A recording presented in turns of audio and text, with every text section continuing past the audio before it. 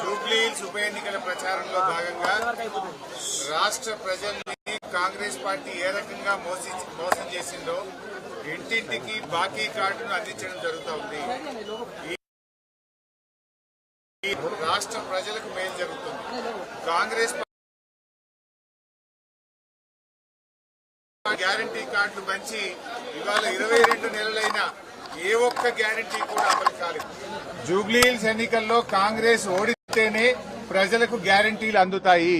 ఇవాళ రేవంత్ రెడ్డి గారు ఏ గ్యారంటీ ఇవ్వకపోయినా ప్రజల్ని నేను మోసం చేసినా నాకు ఓట్లేస్తారని ఇవాళ రేవంత్ రెడ్డి గారు భావిస్తా ఉన్నారు. ఇవాళ జూబ్లీ హిల్స్ లో ఓడితే కాంగ్రెస్ ఓడితే రేవంత్ రెడ్డి కుర్చీ ఏం పడిపోదు, కాంగ్రెస్ ప్రభుత్వం ఏం పడిపోదు. కానీ రాష్ట్ర ప్రజలకు మేలైతుంది, జూబ్లీ హిల్స్ ప్రజలకు మేలైతుంది. మా చెల్లికి మహాలక్ష్మి కింద నెలకు 2500 అందాలన్నా, మా తాతకు నెలకు 4000 రూపాయల పెన్షన్ రావాలన్నా, నిరుద్యోగ యువతకు 2 లక్షల ఉద్యోగాలు రావాలన్నా, విద్యార్థులకు 5 లక్షల భరోసా కార్డు రావాలన్నా, కాలేజీల్లో చదివే పిల్లలకు ఫీజు రియంబర్స్మెంట్ రావాలన్నా, ఆడపిల్లలకు స్కూటీలు రావాలన్నా, ఆడపిల్ల పెళ్లికి తులం బంగారం రావాలన్నా, రైతన్నకు 15,000 రైతు బంధు రావాలన్నా జూబ్లీ హిల్స్ లో బీఆర్ఎస్ ను గెలిపించాలి, కాంగ్రెస్ ను ఓడించాలి. జూబ్లీ హిల్స్ లో బీఆర్ఎస్ గెలిస్తేనే రేవంత్ రెడ్డి ప్రభుత్వానికి షాక్ తగులుతుంది. మేము గ్యారంటీ కార్డులు ఇచ్చి ప్రజల్ని మోసం చేసినాం గనక, ప్రజలకిచ్చిన మాట తప్పినాం గనక 100 రోజుల్లో 4,000 పెన్షన్ ఇస్తామని, 100 రోజుల్లో అక్క చెల్లెలకు 2,500 మహాలక్ష్మి కింద అందిస్తామని మాట తప్పినందుకే జూబ్లీ హిల్స్ లో ఓడించారు అని వాళ్లకు సోయ వస్తుంది, కనునిప్పు కలుగుతుంది. అప్పుడైనా రాష్ట్ర ప్రజలకు, జూబ్లీ హిల్స్ ప్రజలకు ఈ 4,000 పెన్షన్ వస్తుంది, మహాలక్ష్మి పథకం వస్తుంది, కాంగ్రెస్ పార్టీ గ్యారంటీ కార్డు అమలవుతుంది. ఒకవేళ తప్పిపోయి జూబ్లీ హిల్స్ లో కాంగ్రెస్ గెలిస్తే ఏమంటారు?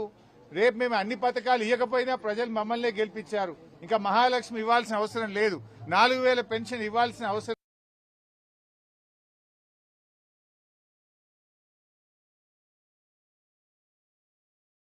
రేవంత్ రెడ్డి అనడా అంటే మోసం చేసిన కాంగ్రెస్ కు మీ ఓటుతో గుణపాఠం చెప్పండి.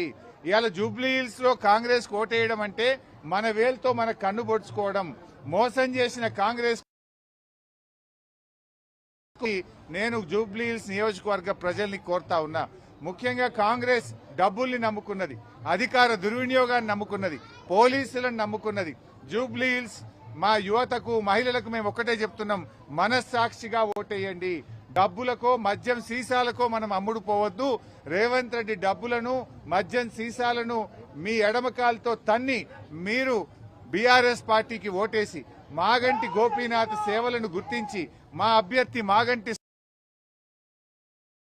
గోపీనాథ్ గారు ఏ రకంగా అయితే మీకు సేవలు అందించారో మా అభ్యర్థి సునీత గారు కూడా, ఆమె పేదల మనిషి, ప్రజల మనిషి, ఒక సగటు మహిళగా మహిళల కష్టసుఖాలు తెలిసిన మనిషి. సునీత గారు ఎప్పటికప్పుడు మీ బస్తీల్లో తిరుగుతూ సగటు మహిళగా ఈ మహిళల కష్టాలను, జూబ్లీ హిల్స్ అభివృద్ధికి, జూబ్లీ హిల్స్ ప్రజల కష్టసుఖాల్లో తాను పాలు పంచుకుంటది. గోపి గారి అడుగు జాడల్లో నడుస్తుంది. గోపి గారికి నిజమైన నివాళి అర్పించడం అంటే మాగంటి సునీత గారిని గెలిపించడమే.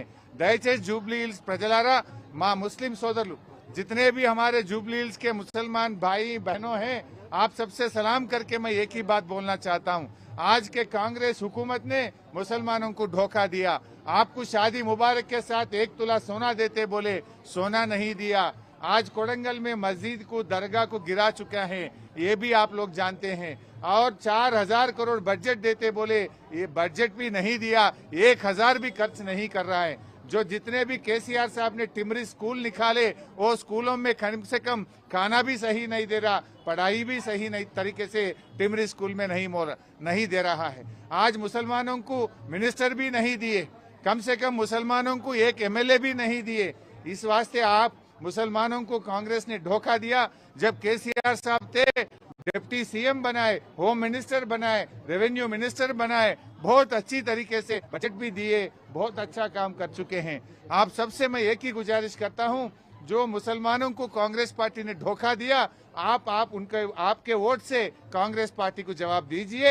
हमारे मागंटी गोपीनाथ के बीबी मागंटी सुनीता जी को आप वोट देके उनको जिताइए।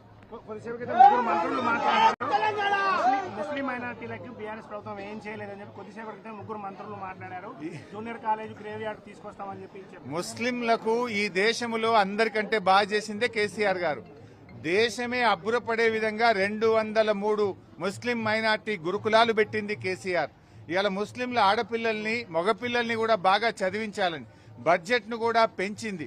ఎస్సీ ఎస్టీల తరహాలో ముస్లిం పిల్లలకు కూడా స్కాలర్షిప్లు అందించింది కేసీఆర్ గారు.